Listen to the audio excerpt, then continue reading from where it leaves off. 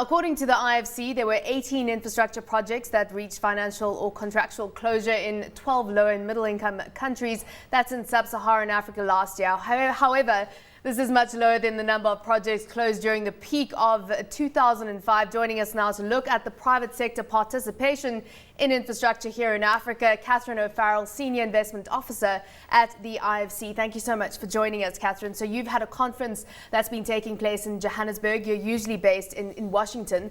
Right now, how much interest does the IFC have when it comes to funding infrastructure projects or taking an advisory role on infrastructure projects, specifically in sub-Saharan Africa?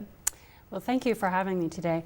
IFC is very dedicated to public-private partnerships and to expanding infrastructure in Africa through public-private partnerships. We've been operating in Africa for many, many years, and we have a 25-year record of successful projects, over 165 projects worldwide, and many of those in sub-Saharan Africa. We're one of the first institutions to do public-private partnerships in Africa, and many of our projects are flagship projects that have opened markets and opened infrastructure development throughout. Our advisory work really prepares projects very strongly for then a follow-on investment by the private sector or possibly by IFC. When it comes to total investment, looking at the numbers for 2011, overall in Africa, $11.4 billion going into infrastructure projects. That was in fact a drop of 13% in real terms from the previous year, 20% drop from the peak in 2008, and then only $2 billion moving into those 18 projects I talked about in sub-Saharan Africa. It was concerning that there was a drop-off in the amount of money being expended in this space. Is that something that we're seeing continuing into 2012? I don't think so. I think we'll continue actually to grow in a stronger way. I think it's important not to look only at IFC's investment figures, but at the investment figures overall. IFC comes in when the market is weaker, and so if we have lower figures, it doesn't necessarily mean that overall investment is lower. And in fact, we see very strong interest in infrastructure, in public-private partnerships and investments throughout the continent. And I think it's important to remember that infrastructure PPPs include not only traditional infrastructure like roads, water, transport, but also the key ingredients for social development, health, and education as well. So, of course, extending across the various sectors in line with government mandates. When it comes to implementation in Africa, what are you finding? Where are you finding it best and easiest to implement public-private partnerships? And what are some of the lessons you're learning right now?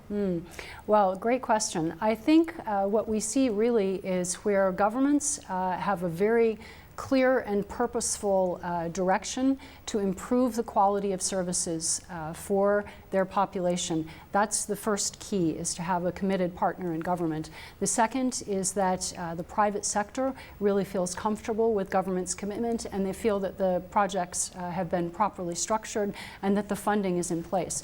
And even in some countries that might be smaller or less wealthy than others, you can see that when a project is well structured, the private sector has an enthusiastic response. So I think project preparation is the third part of that, and in-depth feasibility.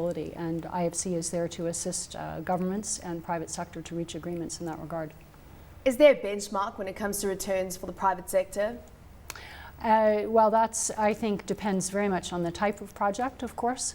And I think we always try to balance the needs of the public sector, the services, the improvements in services, because our public-private partnerships focus on improvement of public services, especially for the poor, with the needs of the private sector. So there's a range that's appropriate for every type of project. Of course, finding that balance when you're providing a public service. So where's the money coming from right now when it comes to those who are investing in large infrastructure projects? Right. So I think interesting to note that now there are many more projects that are interesting to commercial banks because there are less private projects around.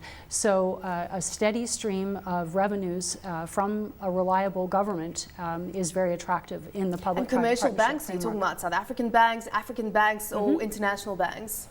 All of the above. Yeah. I think that we've seen very strong interest from all of them. So main players in this space right now. Absolutely. Tell us about one or two of the big projects you're specifically working on right now.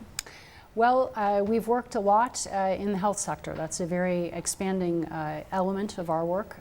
In sub-Saharan Africa, we have 6 projects now in the health sector scattered throughout the continent, and we've seen a lot of interest from our client governments in expanding that. We've seen also a great deal of interest in expanding in tourism projects, also in basic infrastructure and services such as water, and power and renewable energy. Mm-hmm. We're also very interested in working with governments in the renewable, in addition to renewable energy in agriculture. Mm-hmm. And agribusiness projects. And we've seen a lot of interest in that, and I think that will really be a sector to watch in the future.